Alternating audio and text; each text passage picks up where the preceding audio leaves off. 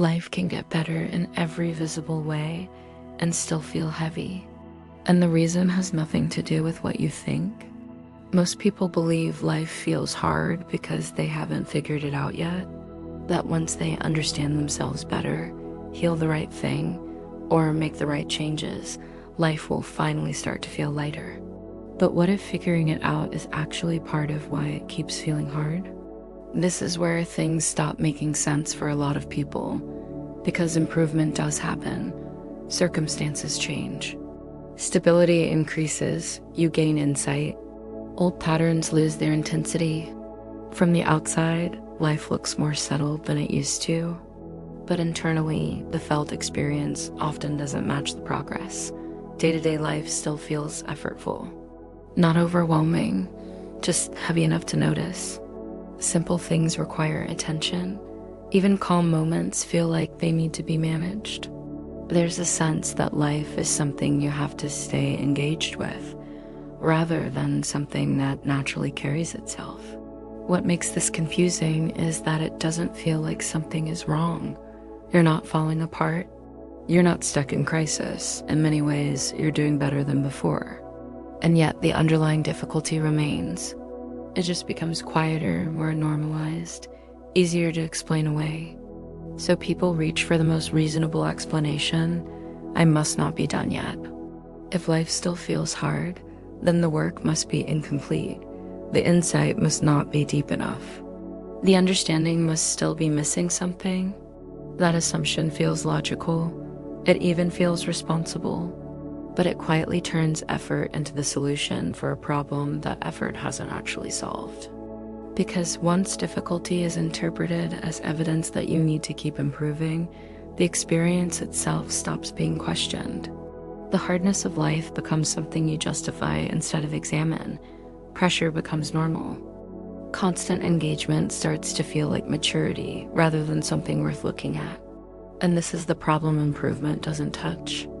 Not because growth is wrong, but because improvement only works when the difficulty is coming from something that can actually be improved. If the feeling of effort is coming from somewhere else, then more understanding, more fixing, and more self-work won't reduce it. They'll just reinforce the idea that life is something that requires constant management. So the real question this leaves you with isn't how to improve better. Rather, it's this: if improvement hasn't changed the way life feels, what exactly has been doing the work all along? So if improvement hasn't changed the way life actually feels, the next question isn't what else should I fix, but what state am I living from while I'm fixing things? Because when you look closely, the difficulty isn't coming from specific problems. It's coming from a background condition that's almost always present. A subtle state you rarely step out of, even when nothing is wrong. Most people would describe this as being alert, aware, or engaged. It doesn't feel like anxiety. It doesn't feel like stress. It feels like being responsible, like staying on top of things, like paying attention to life so nothing slips. But notice what that actually means in experience. This state becomes so familiar that it gets mistaken for me, for personality, for maturity, for consciousness itself. People slowly start to assume this is what awareness feels like, that being present means being slightly tense, that being alive means being subtly braced. And because this state looks functional, it never raises suspicion. In fact, it often gets reinforced. You're praised for being on top of things, for being thoughtful, for being self-aware. So the system stays active, not because something is wrong, but because it appears useful. The problem is that this kind of readiness doesn't turn off on its own. Once it becomes the baseline, it organizes experience. Rest becomes shallow, calm becomes provisional. Even moments of ease carry a background hum of monitoring. Life doesn't feel chaotic, it just feels effortful. What's important to see here is that this state isn't caused by circumstances. It persists whether life is going well or not, and it isn't resolved by understanding more either. In fact, understanding often strengthens it because insight becomes another thing to track, apply, and manage. So the difficulty you've been feeling isn't a sign that you're failing at life, but it's also not something improvement alone can touch, because it isn't about what you're doing, it's about the state you're doing everything from. And until that state is seen clearly, every attempt to make life easier will be filtered through it. Growth happens, progress happens, insight happens, but the background sense of effort remains, which leads to a more uncomfortable question than most people expect. If this constant readiness is the state you're living from, and if it feels like you, then what happens when insight itself is operating from that same place? Once you see that a constant state of readiness is shaping how life feels, a natural question comes up. If this is the state I'm living from, why hasn't all my insight changed it? Why hasn't understanding helped more than it has?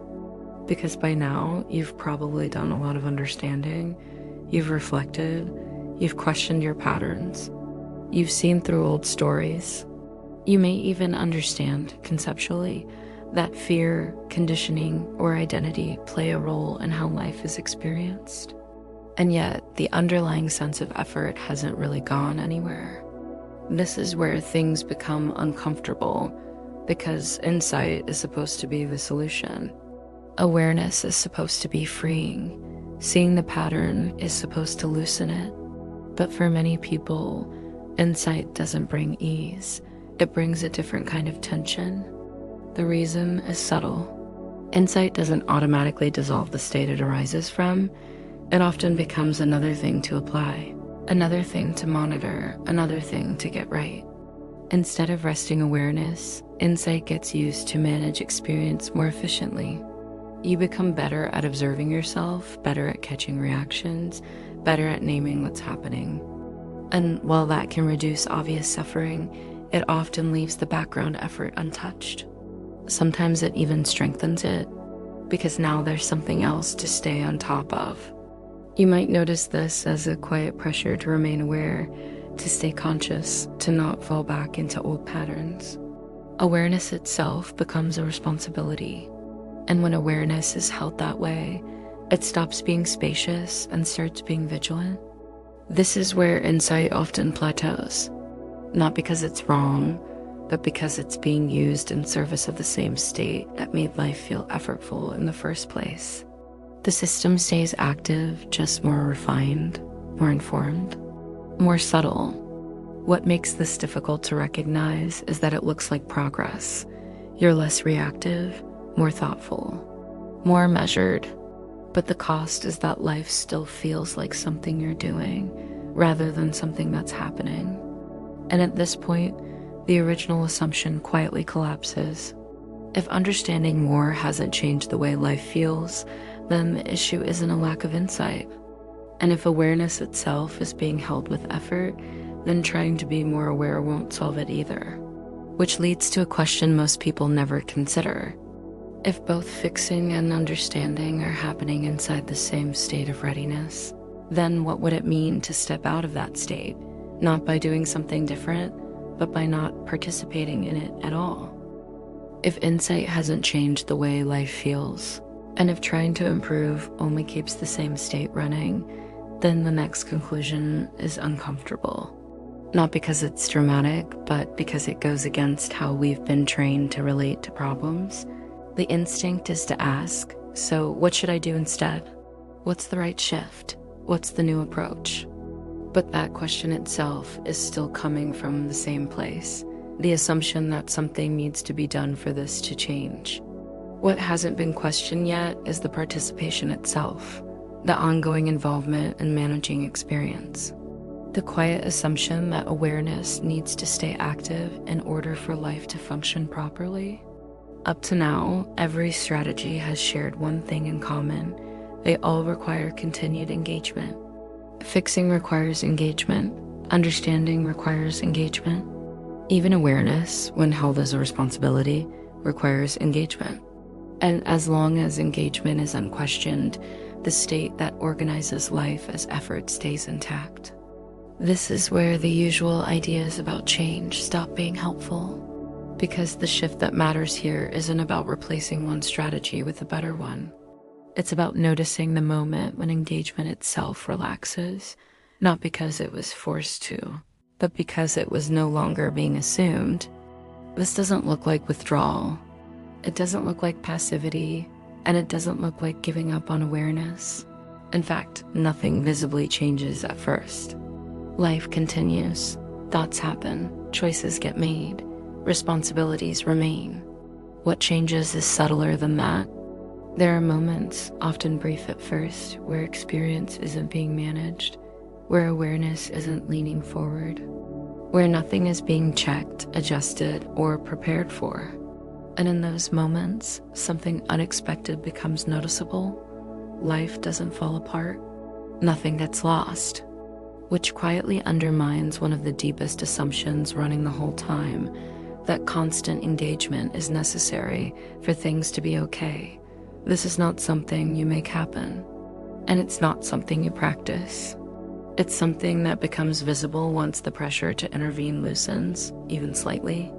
Not through effort, but through seeing that the effort was never actually required. And this is the turning point most people miss, because it doesn't announce itself as a solution. It doesn't feel like progress. It doesn't come with a sense of achievement. It just leaves a question hanging. If life continues just fine in moments where engagement drops away, then what has all that effort actually been doing? When the effort to stay engaged loosens, even briefly, something subtle becomes noticeable. Not as an insight and not as a feeling you can hold on to, but as a change in how experience is organized. Things still happen, thoughts arise, decisions get made. Life continues in all the ordinary ways. But there's less of a sense that everything needs to be actively managed from the inside, less background pressure to stay ahead of the moment, less effort spent making sure experience unfolds correctly. What stands out about these moments is how little they announce themselves. There's no obvious shift, no internal signal that something has changed.